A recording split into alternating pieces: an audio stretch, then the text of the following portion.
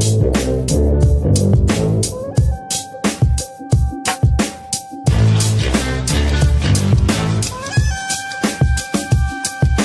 leagues are about to crown champions. The guys unpack maddening decisions in the NBA Finals and the NHL's ability to make exciting moments. From Twitter abuse to fill-up factors to joy in unexpected places, we've got you covered. This week on Just Press Play. How many losing seasons does Tom Brady have to have before you can fire him? Well, he's got to have one. He's about to win the MVP. Yeah. But I'm just saying, like, it's not an unnecessary roughness. It was a completely necessary roughness. I mean, it's a good point. The man rushed for 170 yards is what he got credit for, but he walked and ran a total of like 300 yards. Keep the man around. Keep going. As soon as it came out of my face, I knew how dumb that was. All right, and here we are back again as Dad takes a sip from the drink. It is me, LJ, and Pops. Yes. Guys, it has been a hell of a week. I've been ready to record since like Tuesday last week. It's been well, and you did record Tuesday last week, right? Record Tuesday last week. Well, as soon as we got done recording, the news broke of Brian Colangelo and fake Twitter account. True. I mean, ever since Tuesday night, I was like, God, when am I getting with LJ and Dad again? We gotta get another episode. Yeah. So it's been a hell of a week. I guess I'm gonna go ahead and start off. That's my best. It's just been Twitter this week has been on a freaking roll with the Brian Colangelo stuff, Drake and Pusha T beef. Well, I don't even know if it's a beef anymore because Pusha T. We need to update that in a second, LJ. But Pusha T came back with a haymaker. The meat is brown. Take it off the stove, man. Yeah. Can I tell you something? Well, yeah. All right, go ahead. I think I'm fair in saying my generation could give a shit about Pusha T and Drake. Well, just saying, I don't know what's going on, and it's like the Canadian Football League. I don't care. Well, your generation's probably not spending as much time on Twitter as I am. Unfortunately, I don't know why I'm spending that much time, but the jokes were to be had. It was great. And then come Thursday, everyone had been complaining about this rematch in the finals, and we were all watching. The memes of LeBron looking at J.R. Smith at the end of that game were just fascinating. It was all good. And we'll get into all of it. That's just my best. My best is just, man, the headlines this week have been something. It's only 2018 where we can make up these headlines. It is just true that fake Twitter accounts. So the writers for this year jumped the shark, man. Yeah, I'm telling you. So, LJ, what do you got for the best this week? Well, Arrested Development had their new season come out, and Aaliyah Shawkat, I think is how you say her name, who plays Maybe.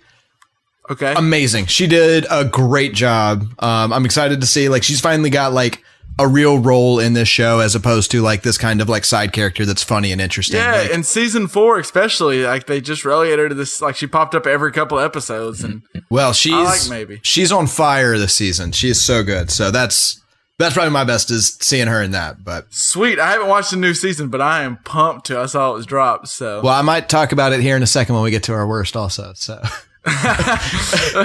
teaser. Yeah. So, Dad, what do you got for your best of the week? Well, my best, while last week y'all were recording, talking about me not turning the air conditioner on and making y'all starve to death and all that about our stuff. Tough childhood. Is that what you were referring to? About y'all's tough childhood. Our 80-degree summers and our 20-degree winters. That's right. While y'all were doing that, and actually I loved the podcast. I may even have a couple of more comments as we go along. But at Little River Club on my back deck, mine and Tammy's back deck, Papa Herschel brought out his equipment, his amps, his speakers, and he and Jed played, and it was fantastic. And then a band came on, Little River Zone, Christian Sparks and the Beatnik Bandits, who play a folk kind of music, and it's fantastic stuff. I love it. Teaser and they got on the porch and played, and it was amazing. Our back deck was full from probably dark 30 to 12:30, and we had the best time. That's what I'm talking about. That sounds awesome. It was a great time. So it was one of those times at Little River you will never forget. An epic, memorable night. It's one of those images and moments that kind of get etched in your memory and stay there. Yeah. We made a memory. We made a memory Sunday night while y'all were bashing old Pops. And I say that. I know y'all were bashing me with a little love. It was okay. Yeah, for sure. But while y'all were doing that, I was, also we boiled shrimp. Hey. It was fantastic. Okay. A little shrimp, potatoes, corn, sausage. Oh, it was good. Had a great night. That was my best. Awesome. Sweet. All right. And that's what, speaking of music, another thing, going back to my best of Twitter being on an all-time high. Kevin's got two best. What a surprise. Well, Kanye dropped a new album too. I mean, it's just Twitter's been on a roll this week. It's been freaking fun. So that gets us on to our worst of the week. And I'll go ahead and start off with the NHL Stanley Cup Finals. Not that it's been my worst. The games have been really fun to watch, but my worst is the Capitals pregame show. So I don't know if you guys have watched any of the pregame stuff, but back in Vegas, the Golden Knights, with this being making it to the championship in their inaugural season, they have pulled out all the stops, and it's a show in itself. Like, I'm telling you, their pregame stuff had a light show, flaming arrows, a catapult, flying wizards, a smoke machine, a giant smoking knight fighting off a flying wizard, all with Michael Bufford in the background, getting everybody pumped up. Wow. So, I mean, it was intense. I didn't know what exactly I turned my TV onto when I turned it on. But then the Caps rolled out with Pat Sajak. That is the Wheel of Fortune guy. Wheel of Fortune, dude. Yeah. They brought him out. Their whole thing was, we're just going to bring him out to introduce the players. And he got some names wrong, and it was awful. I mean, it was the most He called all of them Vanna. Yeah, it was. I didn't understand. Like, Vegas puts on this amazing show, and then the Capitals are like, and here's Pat Sajak, and he didn't even know how to say the guys' names. It was interesting. Yeah, well, I guess though part of it is the Capitals are in the city of glitz and glamour and theatricality, and so they have to put on something like that. The Capitals, people are coming to Washington to watch the games because they like the Capitals, not because they care about the pre-show, you know? Yeah. So it just seemed their pregame show was very, very. I was all like, "Is this what the NHL does?" They have it was like Game of Thrones on ice for the Vegas pregame show, and then we get to Washington, and all we got is Pat Sajak, who, I mean, he's done his thing in Wheel of Fortune, but I just was very let down by it. So, LJ or Dad, which one of y'all got a worst of the week, Dad? But my worst of the week, and I'm sure we're going to get into it, but my worst, and I mentioned him last week on the show, J.R. Smith. I mean, what? My man, what was he doing?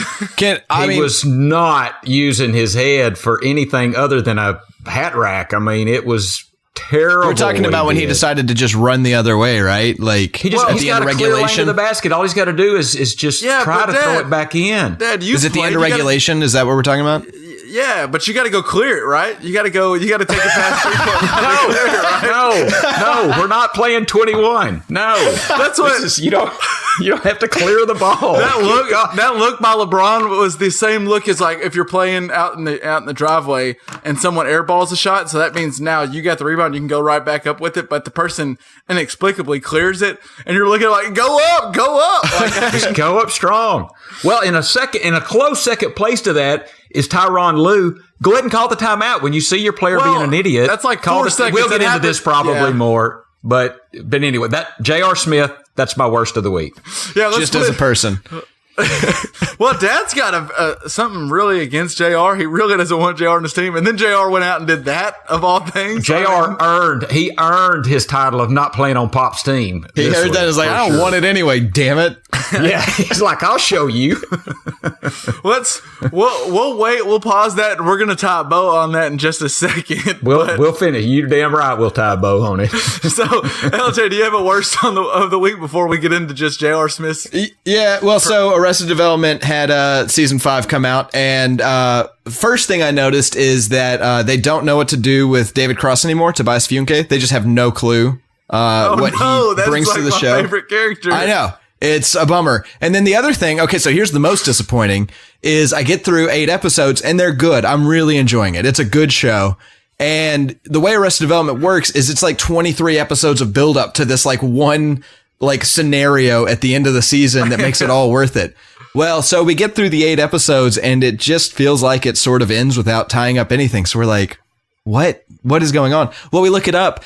They had one day to release before Oscar or Emmy nominations were the deadline for those were. So they released half a season so they could get Emmy nominations instead of releasing a whole season so I can enjoy it properly. Like, I would have rather. Well, I did see that this was just a half and, season that they put out, not a. Oh man, it burned me so hard. Like, I just got to the end of it and just felt like. You were shocked that there wasn't a button on the Netflix that said go to next episode. You're like, whoa. Yeah, it was taking me to Kimmy Schmidt, and I was like, I'm not done yet. Excuse me. Don't suggest another show. Give me the next episode, damn it. Yeah. And so I ended the season kind of disappointed. So we'll see if they can tie it up, but I'm going to have to wait like months before that happens. I don't know. It's just annoying that they decided to change the programming for awards. Like, I don't know. What's the point of it, you know? I'm starting to get. We're doing this with shows. I say we're. I mean, we're just the watching. We're just the producer party. But yeah, it seems like with shows that we're doing all these half seasons now, like, and it doesn't end fully, and it drives me insane. I hate it. Go ahead and put a whole season. I think what they're doing, and we'll probably cut this because I'm going long, but I think what they're doing is they're trying to, like back in the day, you had that week by week suspense, and so you go to work and you talk every week about the show or whatever, and now it's like everything drops, so you have to like say, shut up, don't talk about Game of Thrones. Well, Game of Thrones is a terrible example, but don't talk about Stranger Things. Don't talk about. We watch every. Yeah, sorry, but you're like, don't talk about Stranger Things. Don't talk about Stranger Things. I've only seen 2 episodes or whatever, and so like now it's actually killing the idea of like having these fun conversations about things or whatever. So I think that's why they're doing it. But it also, like, I don't know, it makes me less excited to continue watching. Like, if they did the week by week, that'd be better than doing the half a season, in my opinion. You know, it's funny that you mentioned that. I was watching Netflix the other day, and I thought about with the bingeability of every show and how that's the way we watch things. It's really killing the good teases at the end of episodes, and then like the little recaps at the beginning of episodes, because there's no reason for them, because more often than not, we're just pressing play right after. Hey, shout out to that. Just press play. But we're just hitting the button after every episode and starting new, so we don't need the little. Whoever refresher. the genius was that came up with the skip recap, skip intro on Netflix, I'm a smart. big fan. Big fan. So, Dad, you mentioned J.R. Smith's just complete lack of not. It'd be helpful for J.R. I don't know why they don't do this at stadiums, but if only there was like a big screen that showed what the score was, how much time was left in the game. Well, okay, but before we get too far down, so I did watch a little bit of basketball. I know, like, stop the presses. Okay, there we go. But for our people at home that haven't necessarily seen the game, can we describe what happened? Recap. You want to do it, Kev? Yeah, so the Cavs are down, or they're down 1, and LeBron's coming. He only has like 49 points at the time, and he's coming down with a chance to win the ball game. The clock's going down. And he passes to George Hill, who gets fouled. George Hill then goes to the line. That's actually who should be thinking, everybody, is George Hill's getting let off the hook. He goes to the line down by 1. Nobody's remembering George Hill missed the second free throw to win the game. An 80% free throw shooter goes to the line with 2 free throws. They're down 1. So he has a chance to win this game. And he makes the first one. And you could tell, Dad, I don't know if you noticed, or LJ, if you were watching, when they showed George Hill's face, he looked shook before he shot that. I could have told you, or at least I thought before he shot that second one, he doesn't look ready for this. He looks completely just overwhelmed by the moment. And he misses. He hit the first one good, though. Yeah. And then, but he misses that first. He misses the second one. And then JR gets the rebound over, however. Over KD. Like flies. 7 foot Kevin Durant. Yeah, he goes way up, gets a great rebound. You're amazed by it. And just inexplicably just run straight out, and LeBron is just staring at him like, what are you doing? Shoot. And then after the game, J.R. Smith, so he tries to throw it to the corner with like a half a second left. George Hill's there and gets off. It's not, I don't even know if you can call that an attempt. He gets off, he chucks it at the rim. He just chunks it up. Yeah. It was almost as good as the second free throw. Yeah. But you can see, right? You can see J.R. Smith, didn't he mouth, I thought we were up? So, did he? I didn't catch that We'll part. We'll never know what he said exactly, but LeBron is looking at him with an incredulous look. Like, what are you doing? And JR, it looks like if you read his lips, he says, I thought we were ahead. And that makes sense. If he thought they were up by 1, he was trying to. Well, so that would be the right strategy. Yeah. But if they were up by 1, he did the right thing. Oh man! And instantly after the game, he came out. They said, "Did you not?" Because that's the whole it blew up. Because think about it. You're telling me J.R. Smith looked LeBron James in the eye after he just went for 50 points, gave out the best effort we've seen maybe in the finals ever, and looks up and goes, "I didn't realize what the damn score was in the finals." And so JR after the game looks to media, or he comes out to the media and says, "I knew what the score was. That wasn't the issue. I thought we were going to call a timeout." And he didn't realize this, but Tyronn Lue had already done his presser, and they asked him about it, and Tyronn Lue was already saying, "Yeah, apparently JR didn't realize what the score was." Oh, no. It was just a screw up. J.R. Smith standing behind his time. He kind of walked back his comments today. And well, said, I would too. Maybe I did think we were ahead. I don't know what I thought. That was a wild little spill. Well, that's man. It's one of those things like we've talked about, maybe not on the show, but like what you practice is what happens. And these are the moments that you're not thinking. Like J.R. Smith is not thinking in that moment. And if anybody is thinking in that moment, then they're not human. So you've got to have the habit to just feel like before the shot even goes up, you're thinking like, what's the score? What's the score? What do I do if I get the ball? Where would I, Well, that gets me to, Dad, I have a theory.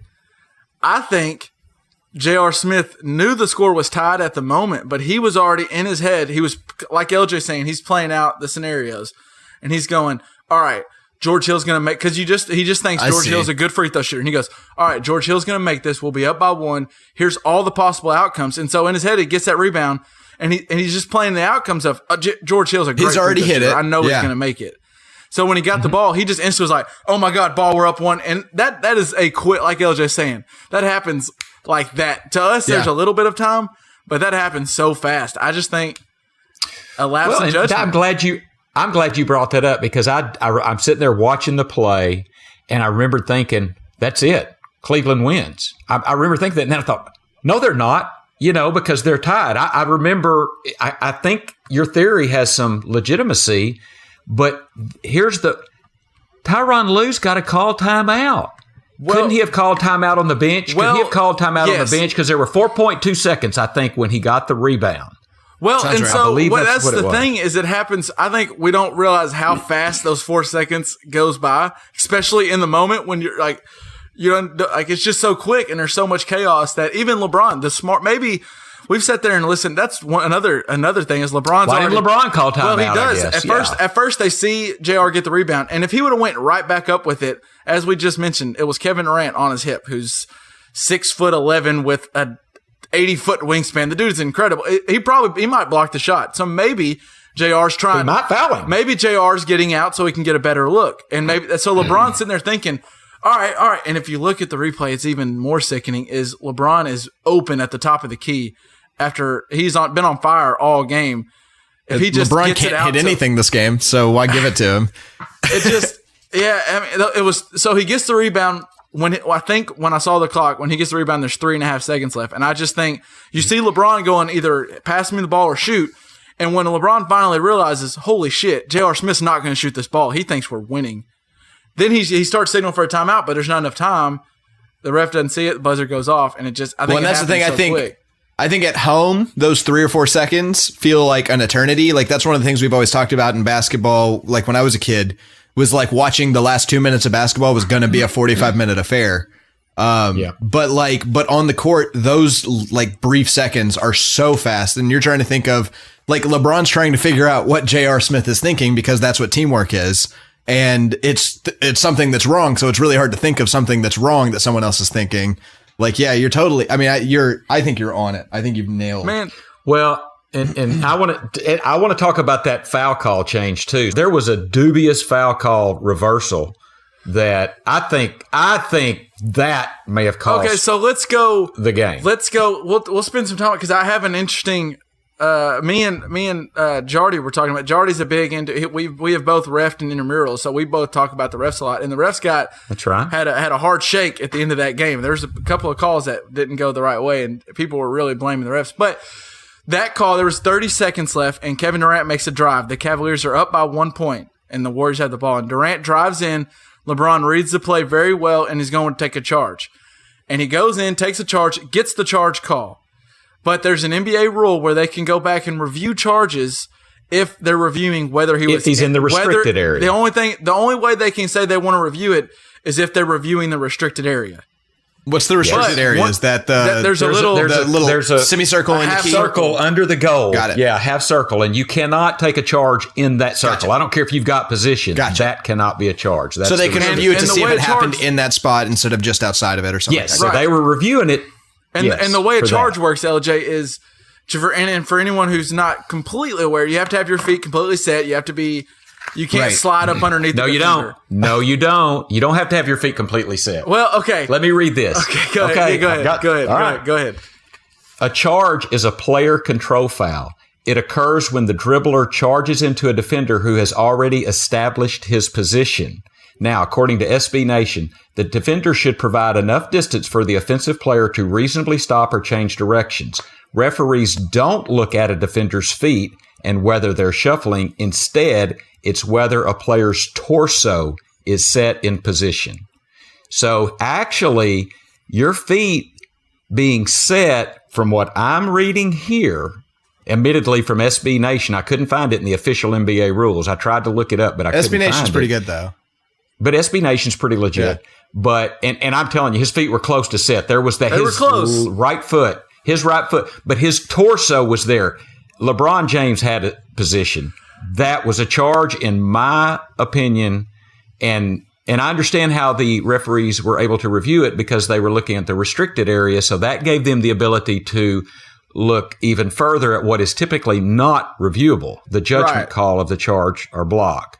Well, But and anyway, so that's my point. That's what's interesting about it to me. And I think I disagree with you. I do think it was a charge call if you go back and look at it in really slow motion. But that's such a tough call. It's a judgment call. That's what I'm saying. And- it's a charge call against KD. No, They I'm reversed it to sorry. a block. I'm sorry. I think it was a block. I do think he's sliding forward underneath KD. I think they got the call right in the end. But my big issue, what I take big issue with is we don't review those judgment calls. What the review is for whether, and the way the rule's set up, LJ, is they can review whether or not he was in the restricted area. And that's what they were going to review. That's why that's why LeBron was so upset. He clearly was not. That's why LeBron was in the game. The dude is a savant. He knows the rules. He knew when they said we're reviewing it that they were reviewing whether it was in the restricted area. And he goes, okay, well, clearly when they reviewed this, I'm out of the restricted area. I know for a fact. And they looked at replay, we're out. So they're already setting up their offensive play because they know, but they didn't realize the rule does state if you're reviewing it for that, you can also look to make sure it was a correct charge or block. That's where my issue is with it. That's my issue is those calls are, even in slow motion, they brought in Steve Javie, who's the official. He's the referee aficionado, and he came on, and when he was on live TV, he said, looking at it in slow motion, I'm calling a charge. So even the top guy has something different than what the NBA says. So obviously it's very, very close, and it's a sticky call. It was very close. And so we're saying we're going to review those judgment calls and make a decision. That's like saying I'm pass interference in football. Do you want to start reviewing that? I don't. Well, that's what I was going to say. I feel like that's the problem with the catch rule in the NFL is that it's reviewable, but it's also a judgment call. And looking at something in slow motion is a lot different than looking at what happened in real time. And so like watching something happen, if you can have a very specific rule that says like, a catch is, or a charge is, the feet are moving, or a charge is, something that is very obvious to look at, then I think that's replayable. But like if it's like if the torso is set, that is such an obscure like judgment call that you have to like in slow motion set could feel like 4 seconds but be a quarter of a second. So I feel like that's like a really hard thing to judge in slow motion. So that's my problem with it. It's just and so the NBA even does they do on out of bounds plays under 2 minutes. You can review an out of bounds play.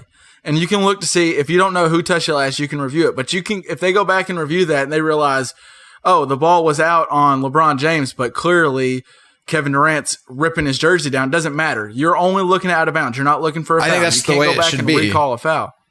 Right. So if you want to go review that charge and go, okay, we're reviewing just to see his feet. His feet were out. All right, we're sticking with the call we made on the court. I don't think you go back and I'm okay with that. you don't go back and change. And that's where even if they made the right call, which the NBA came back out the next day and they said upon further review they think the right call was made. Still, even if that's the case, I don't like reviewing and changing that call. If you want to go back and look at the feet, that's one thing, but it's hard. So LeBron goes for 51, 8 and 8, in game 1, and he loses because an obscure rule allows for a charge to be changed to a block. An 80% free throw shooter hits 1 of 2 at the line, and a teammate doesn't know the damn score at the end of a game. That is just how do you rebound back from that? I just don't know. This was their game. That was their game to win in Oracle, and I don't know how you rebound. We'll see tonight. Well, by the time this comes out, maybe they win game 2. I don't know. Yeah, maybe. I do have one more bombshell to drop. Right. Oh boy, I may be moving over to the side that LeBron James is the GOAT. I may be, and here's my reason why. I heard Skip Bayless say that Michael Jordan is the GOAT, and I cannot stand agreeing with Skip Bayless. I cannot stand it. His dad so making by a virtue of the fact he's making the switch. Because I think Skip Bayless is horrible. I can't stand him. I love it. Well, this is not like a new thing, though, right? Skip Bayless has been saying he's been all over. He hates LeBron forever, literally forever. There's like as long as there has been time, he's been saying LeBron James is second best. I'm just telling you that's going to seriously make me reconsider my decision, my opinion on this matter. I want to say real quick to look really back, but before, and then we'll go on. I don't want to get on a LeBron Jordan thing, but for the people that like to look at his record in the finals and say that's the reason he's not the best, in his last 6 finals games, LeBron James is averaging 36, 9.7 assists, 11 rebounds on 57% shooting from the field, and his team has won 1 of those 6 games. So I don't think it's quite fair to look at his record as the indicator of his. Let me give you his box score line in the last game. How many minutes are there in an NBA game? Typically there should be 48. Okay, that's how many minutes he played. Okay, and he shot 59% field goal percentage. He shot 43% from three-point land. He had 8 rebounds, 8 assists, 51 points. The Cavaliers had but get that. The Cavaliers had a total of 18 assists. LeBron James had 8 of them. So I don't know. That doesn't leave very many for anybody else. And I want to say, Kevin Love. I like Kevin Love, but he hit a few shots late. He had a 13 rebounds. 45% field goal percentage. He scored 21 points, but he was 1 of 8 from 3-point land. I mean, that's tough. That's one tough outlier for the Cavs is they didn't shoot very well. They shot terrible from 3-point land. They almost stole the game. That's why this was their game. And I think you saw it in LeBron's. I think you saw it when they went to overtime. You look on their faces like, wow, that was our shot. We had our shot and we blew it. Yeah. Yeah. And I real quick, Dad, have you ever seen a guy more confident than? Did you notice that Jordan Clarkson? He was at one point 0 for 8. That man was still just driving, taking up shots when LeBron James is over there not missing a shot. There is not a higher confidence level than Jordan Clarkson. He will fire it up.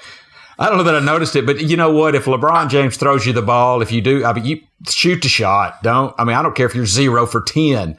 If you get the ball, you got to shoot. And I'm telling you, that's what the Cavs need coming up tonight. I'm either because by the time people hear this, we're either the game 2 will have already happened. So either 2 things happen here to me: either the Warriors blow them out, or either JR or Jordan Clarkson. I think JR is about to fire up some shots and might have a comeback game. Because if this is going to happen to any one person, it should happen to JR. Because JR does not care. He will go out and he's going to shoot 15 threes, and he might hit 10 of them or he might hit 0. Yeah. There's no telling. And so we'll see. I don't know. But I just think that was their game to maybe win and have a chance at this series. And now I have no idea. So, Dad, I don't know when.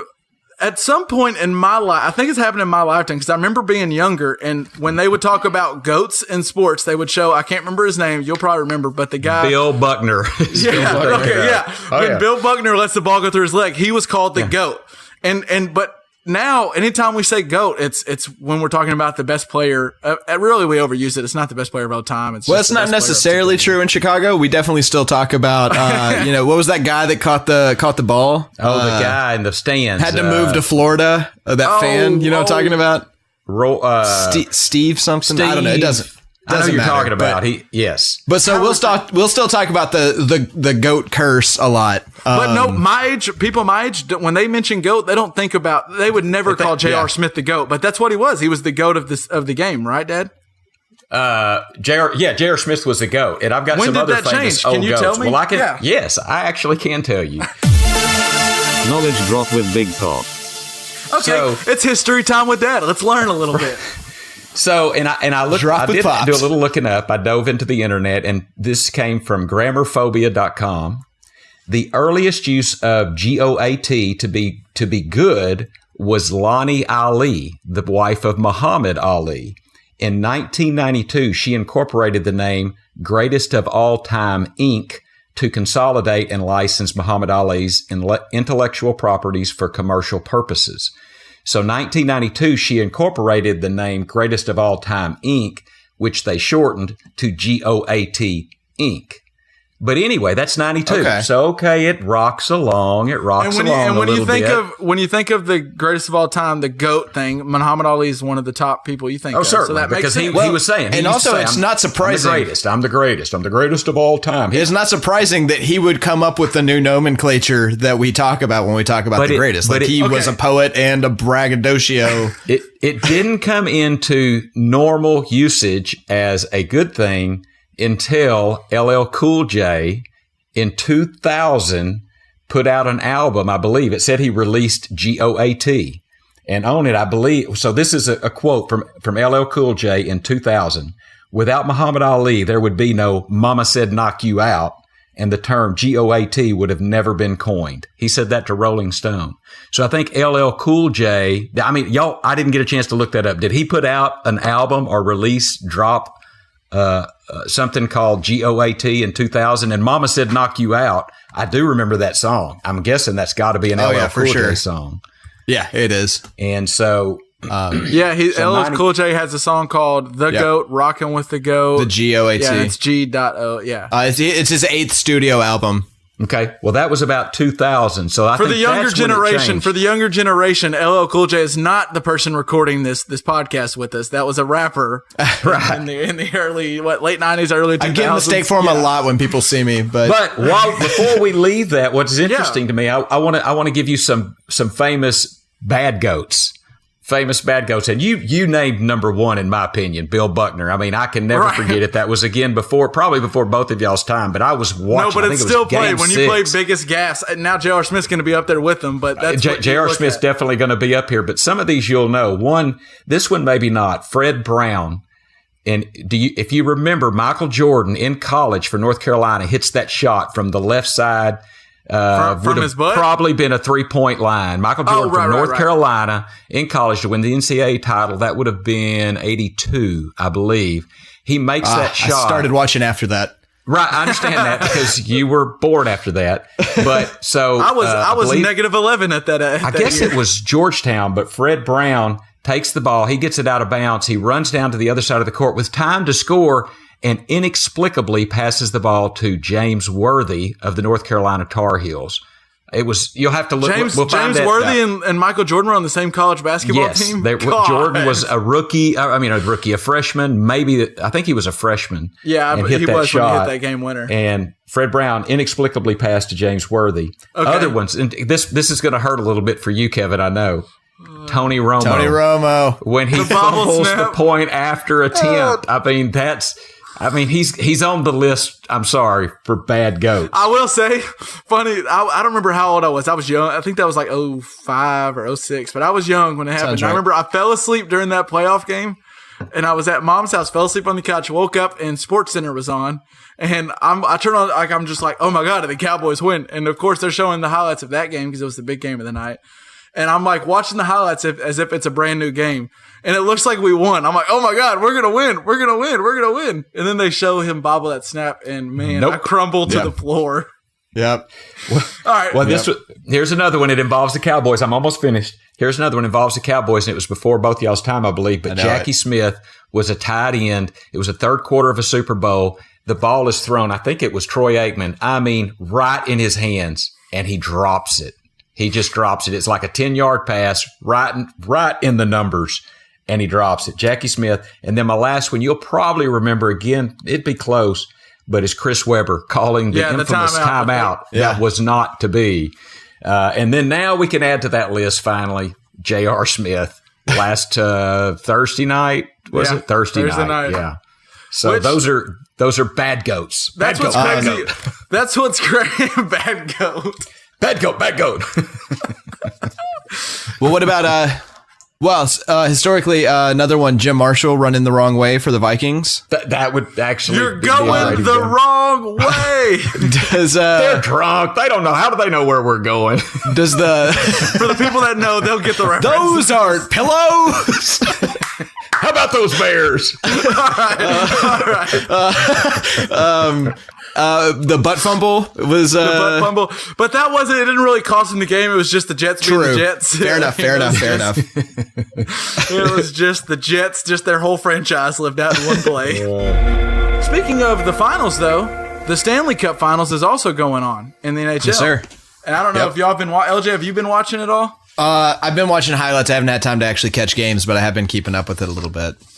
It's the first time this year I watched a tiny bit in the other playoffs. I didn't watch anything regular season whatsoever. I'm not a big, I'll go ahead and say I'm not a hockey guy at all. And I was watching these finals and man, it's been really fun. It has been fun. Between the storylines of the Golden Knights, I mean, everyone's heard that now. It's their first year in Vegas. And they've made it to the finals. And then you have on the other side, Alex Ovechkin on the Capitals, arguably the best player of the past decade. I mean, he's been their stud regular season wise and has just not been able to even get to the Stanley Cup Finals till this year. Now is a chance. It reminds me a lot, being a Mavs fan, it reminds me of Dirk in 2011, where we always knew he was really good, but he's always going to have that asterisk of, well, he never could get to the big game or he never could win the big game. And now he has a shot. So it's got the great storylines, and then just hockey in general, man, it's fun to watch. It is so much more fun to watch than I ever remember. Every time I turn it on, it's like, I'm so glad I sat down and did this, because it's like nonstop action. It's so fun. Yeah. The puck's flying around, people are hitting each other. It's like, just everything that you love. I was watching some of those saves that those goalies made in this last game. And it was that one save by Braden Holtby was amazing. Oh my God. And we're talking about a puck that's like, it's, the size of one of our headphones. Yeah. And we're talking about, 250 pound people skating around on the ice, like, with inches of pads around them, like flying around. And you're trying to spot this little bitty puck out and block that from going into the goal behind you. Also keeping your head on a swivel because someone might come out and decolete you. I mean, someone will. That's what the goalies have been dealing with for the past couple of games, right? Like there's been a little bit of goalie interference. It's been so fun to watch. I will say, as a non-hockey guy, the two things that there's two different things that happen during a game that really it gets my blood boiling. It's fun to watch. It's so exciting. It's when a goalie comes out of the goal to try to like goes around back either goes around back or it goes out in front and tries to go grab it before it gets to be dangerous, and he misses it, and all of a sudden you're like, holy shit, the goal's open, somebody just shoot. I know. I mean, I don't have a dog in the fight. I'm watching these games with no care who wins the game, and I jump out of my chair like, oh my God, the goal's open. And then the second one is when I don't know why they do this or how often it happens in a game, but every now and then I think I've seen it twice, is a player will hit the puck up way up in the air. They'll just shoot it up in the air, like 20 feet. Yeah. And man, when that puck goes up, all of a sudden you better look down because someone is coming to lay you out. It's like an onside kick in the NFL in that front line. They don't need to look for the ball because someone's coming to take their head off. It's like 3 seconds of just chaos on the rink, and it's great. And the puck comes down, and then, like you said, all of a sudden now they're skating, flying around. They grab that little bitty puck and they're flying around. It's just, there's a lot of excitement watching an NHL game, and I didn't really notice all that. This is the most I've watched, and I've enjoyed it. One of my favorite things is it's the only game I can think of where you have a strategy that is screw all defense. We won't play any of it because we've got to score in the next 30 seconds. Like I can't think of an equivalent in football. I can't think of an equivalent in baseball, basketball, because you take turns with your offense and defense, but pulling the goalie is like just one of the coolest strategic things you can do in a sport. That's just super fun. think I agree with you there. That's pretty cool. It's just what hockey does to me. What makes it so cool is it kind of it combines what we love about a lot of sports. Like, what's fun about soccer is it never stops. It's always going, and hockey does that. Yeah. What's fun about football is we like seeing the big hits, physicality, and the physicality of it. Hockey has that. And then we see the skill like you see in basketball or in big catches in football with these hockey players that are able to, like you said, the puck zipping around and they're passing it. And some of the plays they make, some of the times what they'll do with that puck when they're doing little jukes and trying to get the goalie screwed up. I mean, they can do some serious things. Well, and did you see that Ovechkin goal where he flew through the air and like rebound caught the puck and slapped it into the goal, like while he's like without ever touching the ground? It's their skill set is unbelievable. It's fun. Yeah, I would love Agree.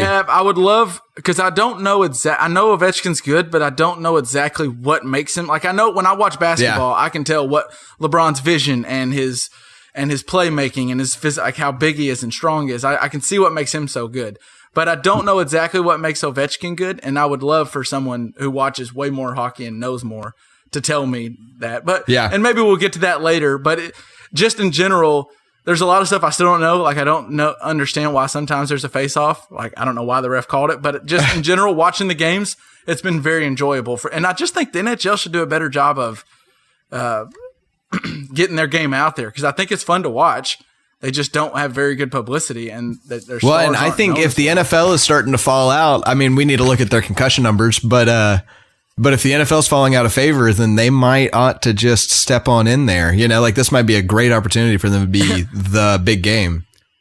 I don't know. And also, just to real quick before we move on, that we talk about the toughness of hockey players all the time. Everyone does. I don't know if you noticed, LJ, but the Washington Capitals, I don't know if it's their head coach or assistant coach, but one of them's out there, and you know how those guys jump in and out, so there's no glass wall between the bench and the rink. A puck comes flying over to the bench, and everybody turns, and a coach turns his back, and the puck hits him dead in the back. A piece of concrete hits him dead in the back, and the dude shakes it off like nothing happened. Like it's like a fly bumped into his back. It's just insane how tough these guys are. That's ridiculous. Yeah, that's tough. That's tough. So we'll stick with, I want to move to another sport. Let's go to another major sport in baseball this week. Going to your neck of the woods, LJ, back in Chicago. Anthony Rizzo. So people are wondering if he's dirty or not. I'll just tell you what happened on the play for anyone who didn't see. During the Cubs-Pirates game last week, Rizzo was intentionally slid into the Pirates catcher who was trying to complete a double play. The bases were loaded, and he was trying to do a force out at home and then throw it to first for a double play. And Rizzo purposely kind of kicks his foot out and trips the catcher, making the catcher fall, which during his throw, which made a wild throw, and I think the Cubs ended up scoring 2 runs. 2 more runs, yeah. So then after the game, they reviewed the call, and they said, all right, that was clean play. Because, I mean, I don't know, for anyone who knows baseball or watched even a little bit of baseball, that happens at second base all the time. You're told just to almost, you're going to be out, slide into the guy, make him have to jump over you to throw the ball. Mm-hmm. And now people are trying to call – baseball came out. It was weird. They came out and they said – they told Rizzo the play was not dirty, and they didn't think it was dirty, but they also on the field, came out – it was a legal play. But on they the came field, out – it was called legal. And on the field it was legal. But they also came out and said that while they didn't think it was dirty, it was an illegal play and should have been called differently, is what the MLB ruled. So I guess what do y'all think? Is that clean? Is that fair? Is it cheating? Is it dirty? Well, the old saying, if you're not cheating, you don't want it bad enough. I mean, there's something to that. That's an old, we got an Augustus McRae there, right? A man who won't cheat for a poke, just he don't want it bad enough, right? Well, So what was it? Oh, Lori Darling goes, Gus, you cheated. Gus says, I won't say I did, I won't say I didn't. But I will say that a man that won't cheat for a poke don't want one bad enough. Come on, darling. So if you're not cheating, you don't want it bad enough is the implication. But I will say, and I've seen those second base plays all the time, and there's no doubt about it. Your job as that runner is to take out that shortstop. Yeah. You know you're out, so it's try to kill the double play. But I'm going to go on the record. I think this one was dirty, and it was close to me. I had to relook at it because he did not take the most direct path to the base. I mean, it's obvious that he moved his body inside the baseline to take out the catcher. And to me, it's close. It's close. Well, it's a close, aggressive baseball play. But in my opinion, it was a dirty play. I want to give LJ the floor, but just because you brought that exact argument up to refute that just a little. You don't for a slide. You don't have to. It's not that your feet have to touch it first. Sometimes you're sliding it to the side, and you just want your hand to touch it as you pass. So by him sliding to the sides, not. But why would he want to do that in that situation? Well, because he wants to knock the catcher out, but that's just a baseball play. Like clearly he's going for the catcher. He's trying to whip that foot out. Even he admitted that. Yeah, he admitted that's. And I don't know what happened the day after, but if he didn't catch a ball, like he said, if he didn't get a ball or get hit by a pitch the next day from the Pirates, he will later this year because that's just the way it works. But that's part of baseball, and he knows it. Yeah, as Ron Washington from the Rangers used to say, that's how baseball be. So I mean, it's just that's part of it. But LJ, what do you say? Was that dirty? Was it clean? Well, I mean, I think it's absolutely dirty, but I also believe that if you see a bad rule, exploit it. Like, use it to your advantage. Agreed.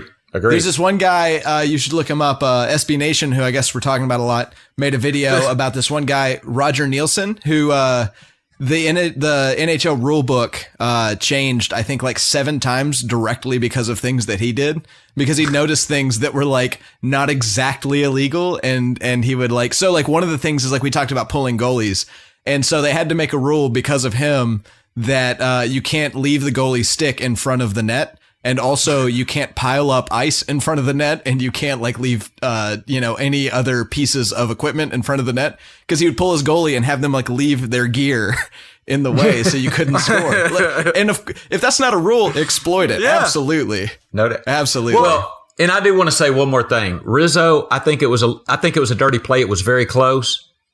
Rizzo could play on my team anytime. I mean, he was trying to win. I'm not hating on him. I think it was, and I think he even kind of, I don't know that he apologized, but he almost did. But he was playing aggressive. He was like, I shouldn't. I didn't want to hurt the guy, but I didn't want to hurt the guy. That's the way it's played. That's the way. So was it a dirty play? Yes. Could Rizzo play on my team? Yes. So there. Real quick, LJ, to go off what you just said about if you see something in the rules that seems kind of dumb, then use it to your advantage. Earlier this year, I just thought about this when you were mentioning that the Phoenix Suns were playing in a game, and they realized they were doing an inbound play with like 0.1 seconds left. Which, when you're watching basketball, you kind of have there's like this certain amount of time where you can get a shot off, and I think about 0.6 or 0.7 is enough time where you can catch it on the 3-point line and just throw something at the rim, at least get something near it. But if it's at 0.2 or below, then if it's at 0.3 or 0.2, you just got to get like an alley-oop dunk and hope you can do it. And if it's below 0.3, then by the time you touch it, it's out. There's no way. So what the Suns realized were there's basket interference where you can't touch the ball if it's within the cylinder of the rim. But in the rule book, it says you can't call basket interference if the inbound play, if someone does an inbounds where the ball goes over the rim. So the Suns used that to their advantage. They threw the ball right. He basically shot it from out of bounds, and Tyson Chandler just put his hands right over the rim, jumped up, and dunked it in over the cylinder to make sure it went in. And they won the game because the way the rules work is like, actually, that's not basket interference because that's not a shot. That's a pass from inbounds. So that's just exploiting the rules to your advantage. If they have it written that way, by all means, I think if every team isn't employing somebody to comb through their league's rule books, I mean, I'll be that guy for you. If you're, I think Bill Belichick has a guy that goes. Let's rule that. What did Belichick? You made me think. Remember what he did? He did something like he would overstack it like every year, I think. But he would do something like make a formation that while it wasn't illegal, it was almost illegal or something. He does it. I don't remember what you're talking about. The Patriots do it like once a year, and they have a guy. Clever. Well, they have a guy that goes through the rules and goes, "Is there anything in here that we can exploit to our advantage? It still be completely within the rules." And that's like LJ saying, if the rules say I can slide in and knock the catcher out to where he can't make a good throw, why the hell would I not do it? That's an advantage to my team to win the game. Absolutely. Yes. Yeah. But I hate that it may have got the catcher hurt. That's the only thing is like that. Yeah, me too. Because you see the guy get his ankle fix the hit rule. as he's throwing. Yeah, I mean, but that's MLB. That's not Rizzo's fault. That's the MLB's fault. Yeah. Right. If your game is dangerous, don't blame the players for playing it. All right, we mentioned it at the top of the show, and we'll just get to it now. Brian Colangelo and the 76ers president and GM and possible fake Twitter account. This story hit on Tuesday night right after we got done recording, Dad, for the finals episode. I got on my phone and I realized this was blowing up on Twitter with Joel Embiid talking about it. And it was a lot of fun for anyone that wasn't probably either a Sixers fan or a Sixers organization, because you're like, how could it's so 2018 that apparently, here's what happened for anyone that didn't see, is apparently there were the Ringer got a tip from an anonymous source that the owner or the GM of the Sixers was using 5 different Twitter accounts to just basically use as burner accounts to defend things that he's done, decisions he's made, or to talk crap about a former GM, Sam Hinkie, who was the process guy who tanked and purposely lost games. And it defended everything. What was wild about it is it defended everything from a former player that got traded for 10 cents on the dollar, and they went out and said, well, if you go look, he failed his physical when we tried to trade him the first time, which no one would know unless you're inside the organization. And then it talked bad about When it didn't even Joel say that, Embiid. It said like, you should ask him. It didn't say like he did. Said They were trying to hold some. Basically, they tweeted at reporters, Philly reporters, and said, why don't you ask Jahlil Okafor about his physical? Why don't you basically leading them to the question that no one would know unless you're involved with the trade was with the Pistons. So either the Pistons, the Sixers, and Jahlil Okafor know about this. No one else does. So you feel like it's got to be an inside source. And then it talks about Markelle Fultz and the weird year he had where he couldn't shoot, and it blames it on a shooter. I want to talk about that someday. By the way, that is such an interesting story. I love that story. If you saw on Twitter, videos got leaked of Markelle Fultz shooting, which if you're the Sixers, you wouldn't want to leak these shots because it showed that it was complete. He's a broken player basically. And then it's mind blowing. It's weird. And then they were blasting these Twitter accounts were blasting Joel Embiid for dancing on the stage at a Meek Mill concert and having a bad diet and being hurt and all this stuff. And it even defended Brian Colangelo's collars for all things. Like one of the tweets was somebody talking about how, because Colangelo's known for wearing weird ass collars. They're so tall. And one of the things I saw is that he apparently somebody said this is a tell of his. You know when he's excited about something, like when he's signing somebody he doesn't like, he wears a normal collared shirt. When he's signing somebody he really likes, he's got a giant collar. So it's a weird thing. And so someone was defending him. Whether it was him or not, someone's on there just defending everything that he does. And it seemed the reason it got connected to it is the Ringer did like some serious, if you go back, we'll link the article, but they did some serious investigative journalism. And it was fascinating the way they did their stuff. But they correlated to where the tweets were sent from certain of places where Colangelo was at on that date and time. Like one was at Chicago University, which is where his son plays basketball. Like the tweets were talking about the Chicago University. I don't know how many people were talking about the University of Chicago's basketball team, but this tweet. And we're not talking Loyola. Yeah, no, the little bitty one that no one's ever heard of. This Twitter account's talking about those, but it's also disclosing this information about the Sixers that no one would know unless you work inside the organization. So I guess now it's coming out that it might have been his wife and not him. I just want to know y'all's thoughts. Is there any way this guy isn't fired if he's on Twitter putting out this information? If he's letting out information about people failing physicals and stuff like that, then I would never want to play for him. You can't trust him, can you? You got to have your players' backs.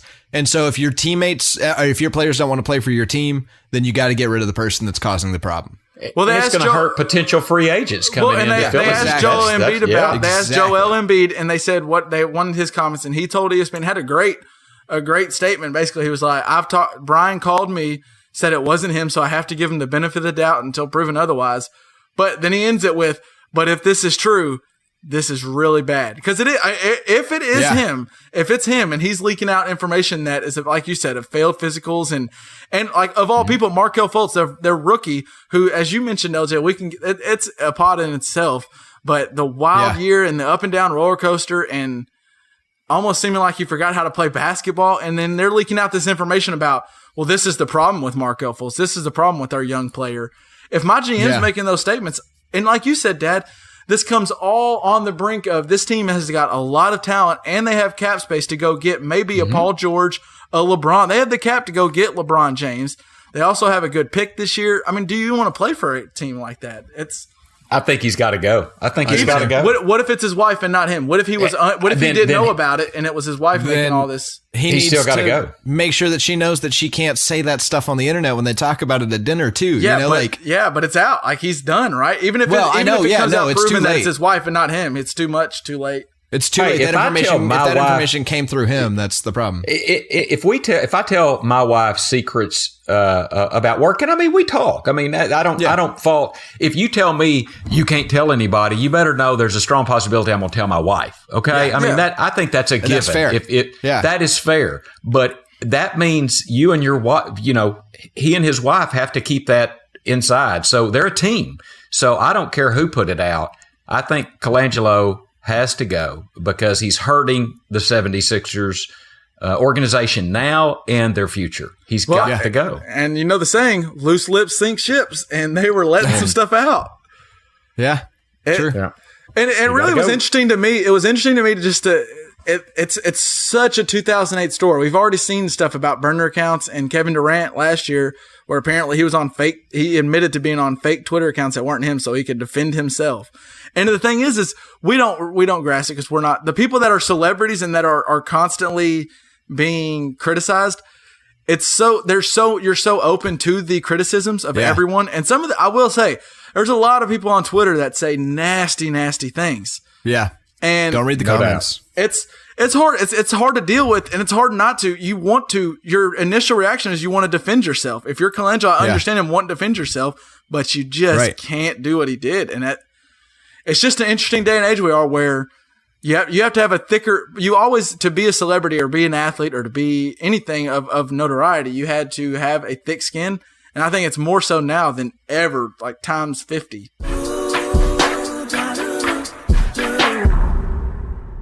The other day we were discussing just things we did on the road, like where we stopped and things we've seen. Just we were just talking about driving and things we've encountered on the road. Beef jerky, we're all into beef jerky. And LJ kind of got the brain rolling. He thought about the other day, like, Dad, what are your top 3 factors when stopping to get gas? Like when you're like, I need gas. What are the top 3 things that determine where you're going to go? Okay. Besides Easy Mart, yeah. Well, no, that's fair.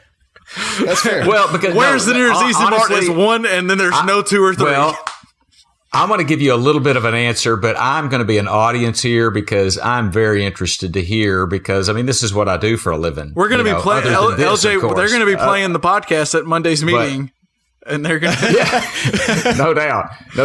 But I would say probably one of the highest things on my list, besides which store of mine is making the most margin, but clean bathrooms. Clean bathrooms, convenience. It's not price to me. I mean, price to me has to be in the range. Yeah. As long as it's within a nickel of what I'm seeing the price should be, I'm good. I want a clean, well-lit location that looks like it's going to have plenty of stuff for if I want a soda inside and have a clean bathroom. I mean, those are the the stores you stop at, and it's like you can just you see them on the side of the road, and you can just tell like they probably don't have the drink I want, or they probably don't have the can. Like you kind of know when you're stopping somewhere that you want to. If you're going in there and you want this certain like peanut M&Ms, you want to make sure you're going somewhere that has the M&Ms and the vanilla Coke that you want or whatever. Well, okay, so my top 3 factors are. Let me start taking notes. I'm ready. Take your notes and pull out the Big Chief Indian pad. Big Chief Indian pad is open. Number 2 pencil in hand. I don't think my notes are going to be super useful because the number 1 is it's got to be on the path to where I'm going. I will not go out of my way to a gas station. Number 2 is. I look for a better price, but like, I would say that being on the right side of the road is worth almost 10 cents more than being on the left side of the road. Excellent. I would agree. Yeah. And then I would say that, the third factor is that you've never gotten me into the lot by having a big sign that has a price. And then, when you get closer, it says with a car wash. Because once I've been burned by one of those, I don't ever want to go back to you again. I'll pay more money at a lesser gas station. I don't know if I've ever seen one of those. Oh man, What they're about all cash over credit? Chicago. What about cash credit, LJ? Would you stop at a place that's a nickel, say, different cash? To Yeah, I credit mean, it does matter to me. I will because I always pay with a card. I never have cash on me. So if I notice, I don't feel like the same way. I don't feel burnt by that because I totally understand it. I get the idea of like if when I pay with a card, a little bit of that is coming out of the company's margin. Absolutely. And so I totally get the idea. Some people gouge isn't the right word, but like some people way abuse the amount of margin that my card's taking from them. But so you're saying cash credit is not a big deal to you? It's not a huge factor to me. I would say that if the credit price is the same as the gas station next door, that's the cash price. I'm totally like that doesn't mean anything to me. Okay. But if there's a big difference, then it does bother me a little bit. So those are my big 3 factors: is be in the right place, and don't burn me. So, well, it sounds like, Dad, what you need to know is, and you already know this, location is all that matters. But I will say my top 3 when stopping to get gas is really, to me, the older I've gotten, not that I'm like so old and wise in my age, but since I've now decided that price really isn't that big of a factor because oh man, yeah, that hit me recently. It's weird. I think actually Dad brought this to my attention one day, like a while back ago. We were just talking, and it's funny how we'll go, "Oh my God, it's 3 cents cheaper over here," and like 10 minutes down the road on the Texas side, you'll drive 20 miles out of the way. But if you think about 3 cents, like 262 to 265 seems like a lot. But if you think about, I get kind of like we've been tuned ourselves to think that way. But with my truck, I get like 20 gallons. So if I'm filling up from complete E, I'm saving what, 60 cents by going way over there. Yeah, I've got 8 gallons. I'm saving less than a quarter. Yeah. I can't even buy the sucker that you get on the road trip with I spill more beer than that on a daily basis. Like for God's sake, I've dropped a dime at times and look down and go, should I pick it up or not? Like, and I'm over here. I'll go drive 20 minutes. It's this weird, like it's this way our brain works. We're like, ooh, they have it cheaper over here. I'm going over here to save gas. But and so because of that, you're actually probably losing money because you're wasting gas to get cheaper gas. Right. So when traveling, like, so when I'm at home or something, I usually have like my gas stations. Like back in Texarkana, I had the one right there on Jefferson and Arkansas Boulevard. Like I have my stations, and here I have like a couple go-to. But I'm with you. I think my top thing is bathrooms. I like a good bathroom. I don't like a nasty ass bathroom. And then there's one store I've been to and it didn't have a lock on the bathroom, and there's times where if I'm just peeing or something, maybe I can get over it. But there's times where there was an emergency stop on the road, and you like to have a lock on that door if you got to have an emergency stop. I guess maybe a thing you think about if you own gas stations like on a major highway is like most of your people you're not going to see necessarily again, right? Because they'll run out of gas at different spots. So like really, who cares? Because they're going to find out the bathroom's dirty and they'll never come back again. But also, they might not ever come back again. I don't know. But like in a city, keep it clean, and have a lock. And I guess, but people travel routes often. Yeah, like I know the stores from Texarkana to Fayetteville. So I'm going to stop at Bowles. That's true. Because you can walk into Bowles is a nothing. You blink and you miss it. Bowles is basically an Easy Mart store. I mean, it's not a very large town. No offense, people in Bowles, listeners in Bowles. But what is really cool is you can go in there and you don't have to touch anything but yourself. I do love that Easy Mart, actually. You don't have to open a door. You don't have to touch anything. It automatically flushes. You stick your hand under there. Soap dispenses. Yep. You stick water dispenses, air dispenses. You walk out. You touched nothing. And that's a plus. When driving on the interstate, side of the road is a big factor. If I want my stop to be the store over here on the right, like Kevin said, LJ said on the right side of the road. It blew my mind when I didn't realize till I was like 22 that those signs that show like eateries and gas stations coming up, that there's like which side of the road they're on. I didn't know that for the longest time until I was like 2 years ago, and it blew. Yeah, I was incredulous. I think usually for me, it's less like what I look for in a store, and there's turnoffs when I go, like what I don't want to see when I'm going to a store. Does that make sense? Like there's more. Totally. Like I hate if I've ever gone to your rest or your convenience store, and when I went to go get a Mountain Dew in the fountain drink thing, and it gave me like a crappy fountain, like either the CO2 was out or the Mountain Dew was out, and I got a crappy drink. And it might just have been a one day thing where the cashier was busy. Well, and yeah, missed that's it. what sucks about a business like that is your It's whole a one-time business. thing, and I lose. But you probably forever. lose me. And it's based off of somebody that's being paid minimum wage, and probably there's a decent chance wasn't trained properly on how to actually hook those up, and they just figured it out on their own. Or they just got busy so, and hadn't had time to change it. Like there's so many things that go into it, and that's now turning me away from you for the rest of. Well, but that's one of the most interesting things. So, I mean, I'm not there in the store, and I make more money than the people there in the store. But that's where the rubber hits the road. I mean, if those people out in the store aren't taking care of business, there's no need for people like me. Exactly. So exactly. I that's what we use all the time. That's where the rubber hits the road, is right there with that third shift clerk at the store taking care of business. Oh, another And big I've been one. that third shift clerk. That's Another big one that makes me stop going to your gas station is if when I go to clean my windshield off, there's no whatever that is, the cleaner. Oh, I hate that. When that's not there, I'm like, yeah. damn it. And then like we said, that could Or be it's just nasty. one. Yeah. And that could be Or just nasty. when it's just Have you ever got out of there and it's stinky? It just Yes. stinks. It's stagnant, bad, nasty. It's like, and you put that note to self, no longer going to this convenience store. It might be a great convenience store, but this one right here, I'm never coming back to it because it just ain't worth it, even if it is 5 cents cheaper. no kidding.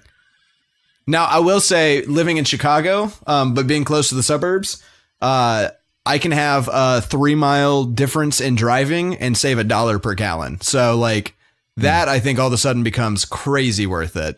So price does have a factor then. So recently, this Chick-fil-A in California, in Sacramento, the owner said that he's now going to start paying people, I think, upwards of $18 an hour at his Chick-fil-A, and they're going to have benefits and sick days, and it's going to be like a really, like he's giving them a lot of stuff because he says that it's better than waiters get paid. He wants his business to be, he wants the restaurant to have people that are good workers and want to be long-term workers, not just people coming in to make minimum wage.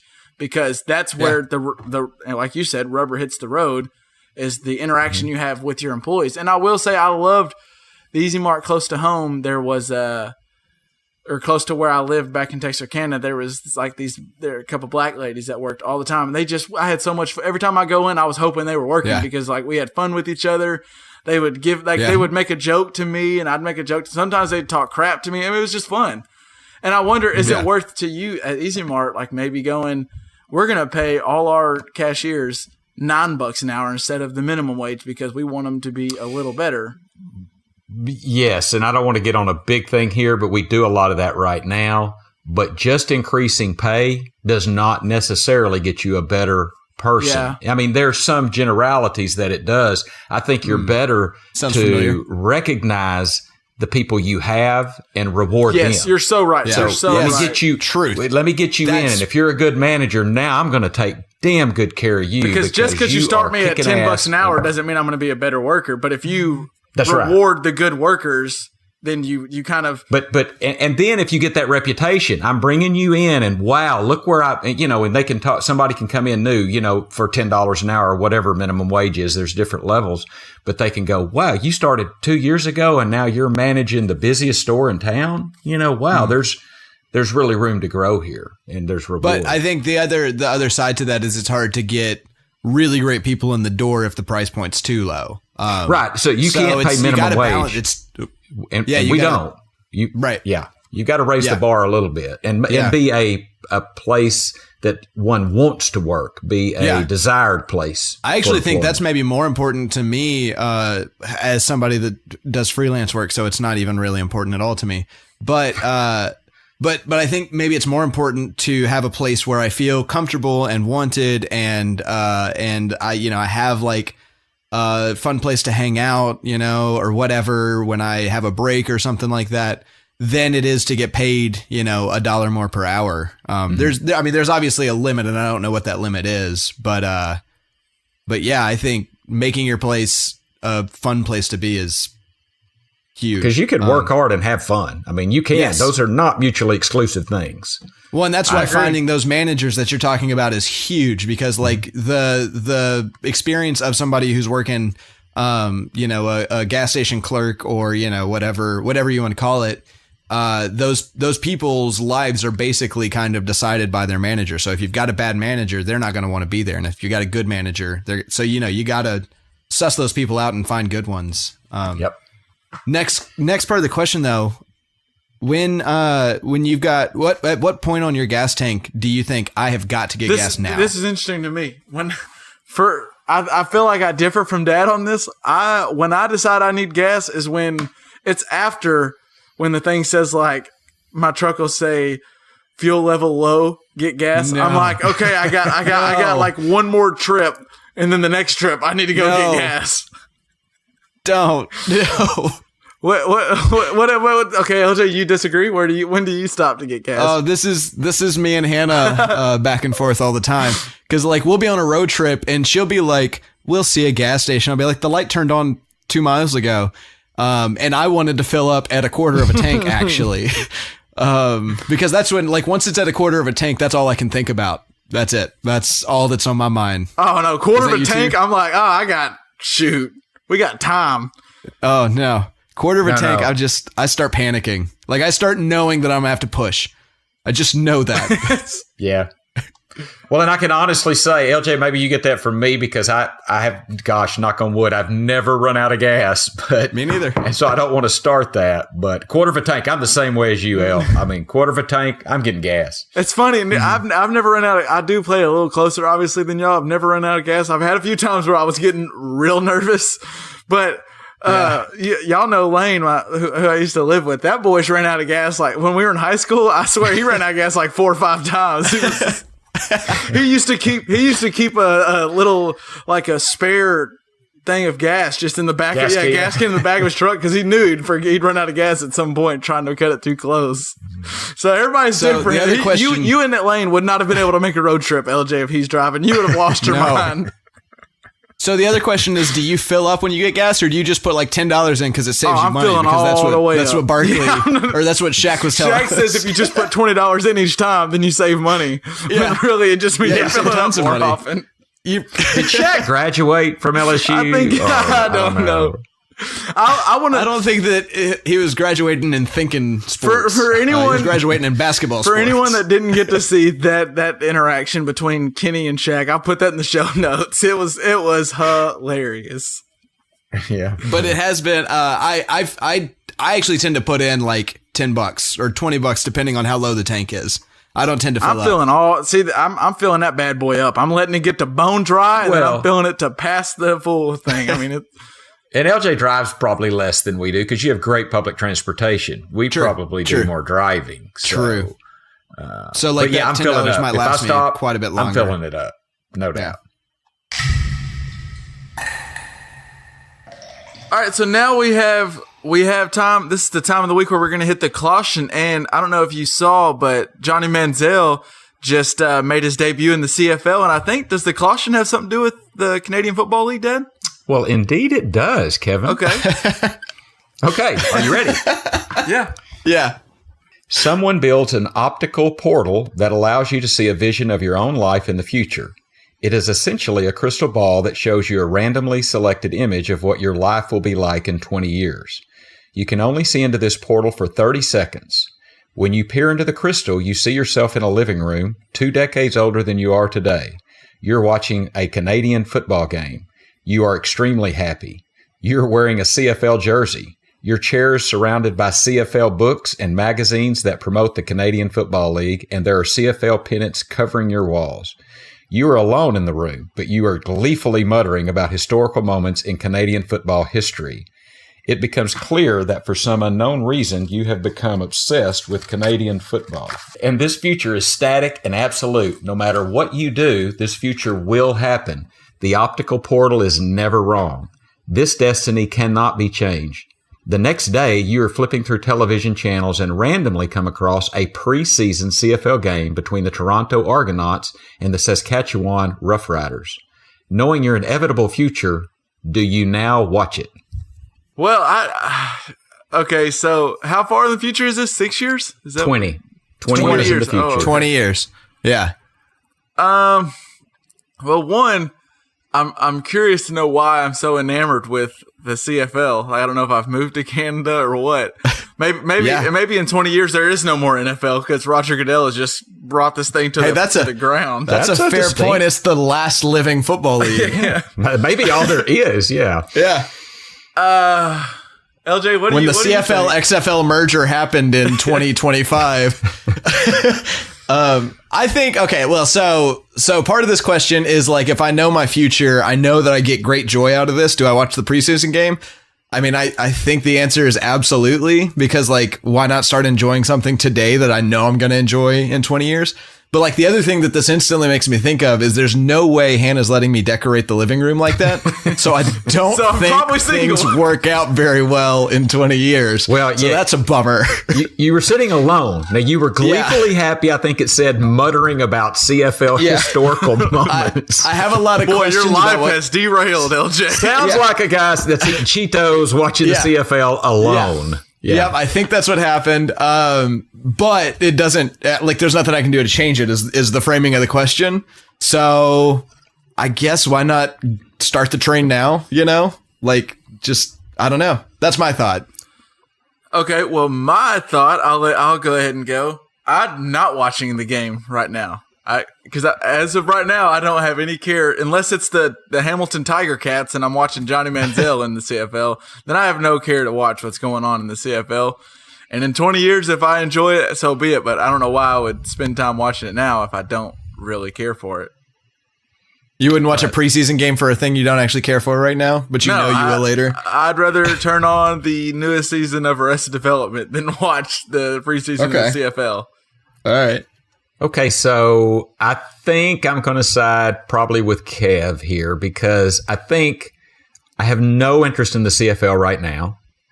The portal is never wrong, so I will, in 20 years, be alone and muttering about great CFL moments. Well, you're not alone. You're not alone in life. You're just alone in this. You're just alone in that 30 seconds. Yeah. I think if you're watching the CFL with pennants all over the wall, you're probably alone. Or you might be setting up your CFL watch party, you know, like your CFL fantasy draft is next week and you're all watching preseason together. Could be. Or maybe I've just become the commissioner of the CFL and I'm like the Roger Goodell of Canada. Maybe. Who knows? That'd be much more polite. Sorry. I still think I want to see how it happens. I don't know. I think I'm not watching the preseason in a CFL game. I think I'm going to just chill and watch something. Maybe I'll get into starting to watch Arrested Development. Y'all talk about it so much. So both of you are going to watch Arrested Development instead of... I think so. Yeah, I'm watching Arrested Development instead of CFL. I can't hate on that at all. Well, I will go ahead and say there's a lot of times where I'll watch NFL preseason, but it's not the top thing I'm watching right now. I love NFL, and it's not when preseason season's around. I'm not like, oh my gosh, let's turn on a game unless it's the Cowboys. I'll kind of just watch the highlights of the preseason. So, well, let's maybe reframe it then. Let's say you look into the portal and you see yourself listening to operas, just like singing along and knowing every single word in Italian. And like you've got like posters from different shows all over. And then you see in the newspaper, hey, the Texarkana Little Theater is putting on, you know, some Handel opera or something like that. Would you go see it? That's an interesting point. Maybe. But I think I'm just going to let myself, if I'm going to get interested in it in 20 years, I'll just let it happen naturally. It'll just happen when it happens. See, I think knowing that that's my future makes me interested. I feel like I've got to go see that opera. I've got to see what I like about the game. And maybe the thing that I like about the game hasn't happened. Like maybe it's like you said, the NFL dies and the CFL makes some rule changes that just blow me away. And so watching a game in 2018 is not going to matter, but watching it in 2038 will be a totally different experience. But I still feel like just knowing that I'm interested makes me interested. You know what I mean? Tell you the truth. Go ahead, Dad. Go ahead. Well, I'm still kind of thinking, in a way, I would be tempted to eschew the Canadian Football League and just like, no, I'm not going to be interested. And knowing that the crystal ball is never wrong, I almost might try to avoid it and figure out how's it going to win me over. Yeah, I don't know. It's like you tell me I'm not going to do something, then by God, that's what I'm fixing to do, right? Something's going to make you happy, make you overjoyed, and you're going to protest it because you just don't want to be happy in that way. Well, you're right. I was gleefully muttering. You love the CFL in 20 years. And maybe it's because, I don't know, maybe you're senile, who knows, whatever. But I'd rather the senility just sneak up on me, LJ. I don't want to go find the senility, okay? That's fair. I just thought about it. I'm going to be pretty pissed off with the portal if I go in to see one thing of my future that I know is for certain, and all I know is in 20 years I'll be watching the CFL with pennants all around. Like, I want my money back. Damn it, that's not what I put my money into. Oh, that's Chuck, funny. I want my money back. I'm such an idiot. Let's go to what we always go to, in the show, what we're listening to. And as we mentioned at the top of the show, I don't know if you've listened. Have you listened to any of the new Kanye West, the new album, Ye? I haven't. No, I haven't listened to a single. We'll table the discussion. I wanted to get just your opinion if you liked or disliked, but we'll table that discussion. It's a short one. It's 7 songs. But what has been in yours? What have you been listening to? Last week it was Blake Mills, right? Well, so this is a new. So Hannah and I got a gym membership, and so I've been having to find because podcasts don't really work. I wonder if you'll find a friend as good as mine at the gym. I haven't yet.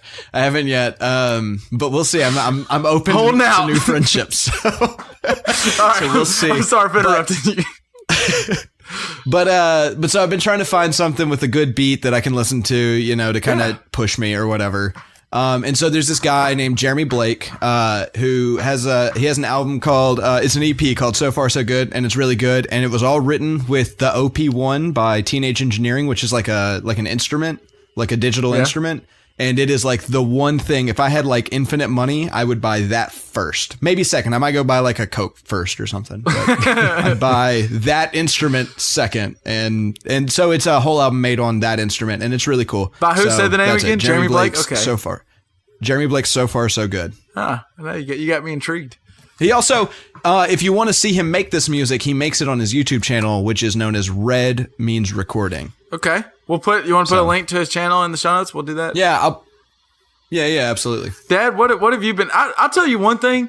LJ is great at giving you a description of what he listens like almost like promotion of what he's listening to and making me want to go hear it. Have you noticed that, Dad? Like, well, thank you. He is. Like, I'll just tell you this is what I'm listening to. It's really good. LJ, here's what I'm listening to, and here's what makes it so damn cool. Well, I also know that I listen to a lot of weird stuff, so I don't want to just throw out Jeremy Blake and then you guys have no reason to ever care. You know kind of a reason. So, yeah, okay, I get that. But you guys throw out Third Eye Blind, it's like I don't need a description, and our listeners at home, I hope, don't need a description. That's just good music. If they do, then they've been absent of good music in their life. But yeah.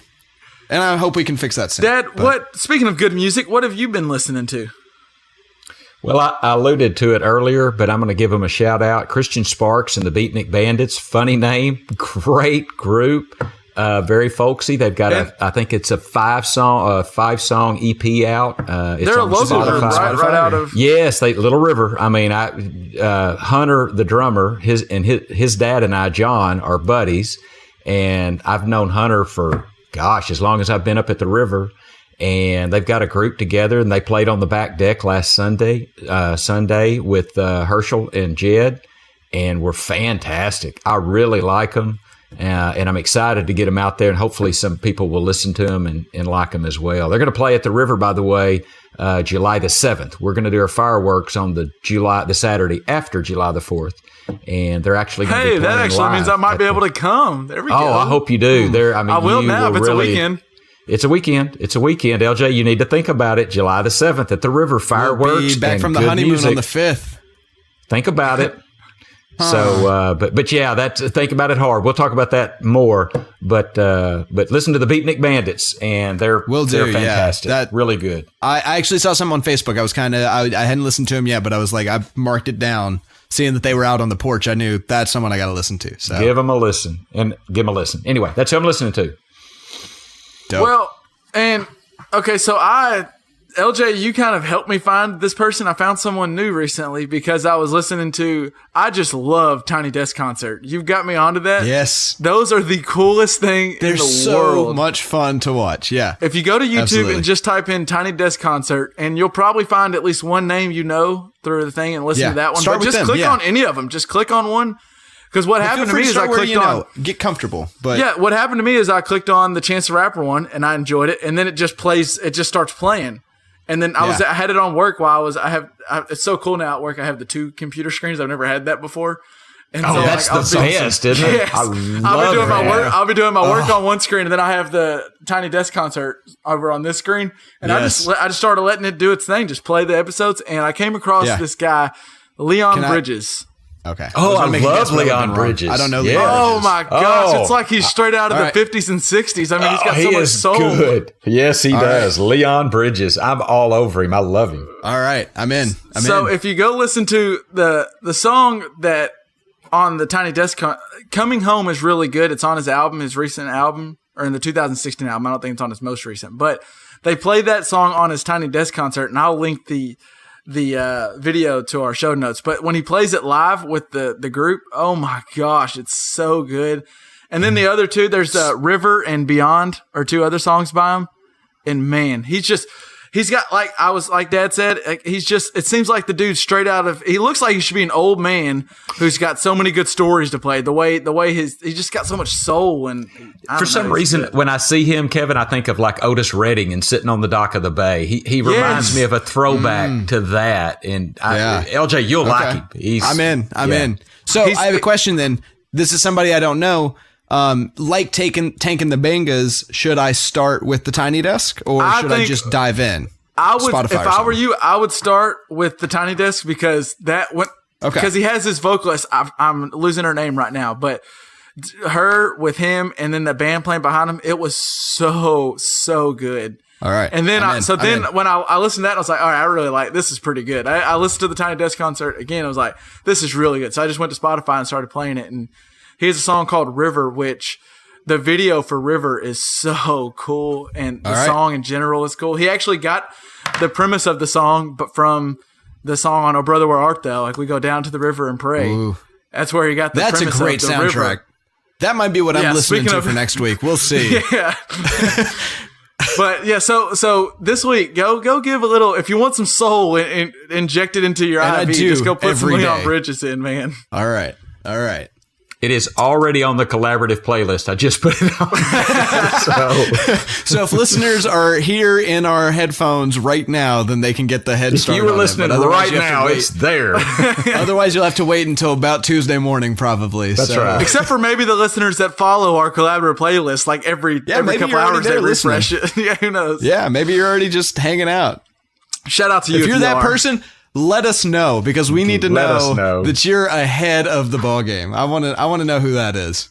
All right. Well, so I think that'll wrap up this week's episode. Again, we're recording this on Sunday ahead of the game 2 of the NBA Finals. It's fixing to start. Real quick, Dad, over under 40 points from LeBron James. Who you got? What do you got? Over. I'm going over. Over 40. LJ, what do you got? Isn't that crazy that we set the over under at 40? 40. Yeah. And I'm still going Dad had over. no hesitation. He was just like, over. What do you? Why would you ask that question? I was sitting here like, it's got to be under, right? This is a trick question. But And he was Dad that didn't even good. think twice about it. He was like, over. Yeah, they'll probably lose by 20, but he'll get over 40.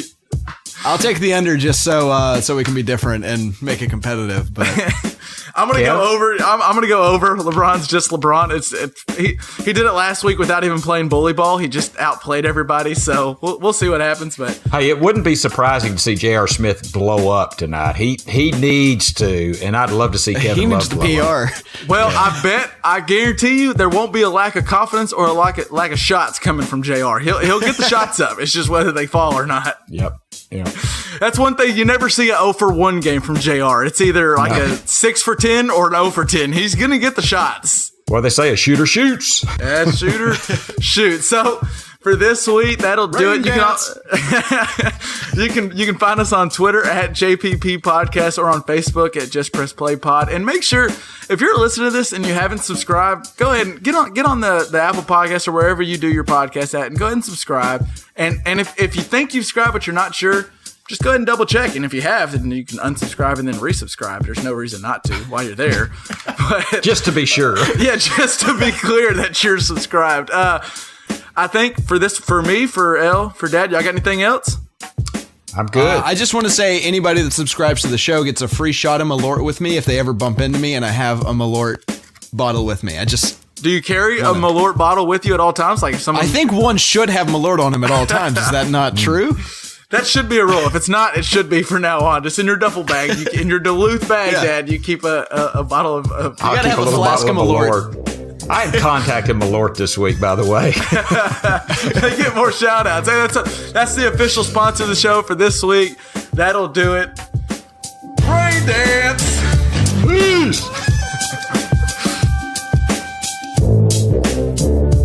Who has an album called gosh, I'm such an idiot. Let me say this for like I didn't say it Save wrong that the first little time. cut right there, snippet of LJ saying, Yeah, that'll be the end as we're. Yeah, save that. That'll be the end. I knew it as soon as it came out of my face. Okay, so Jeremy Blake has an album.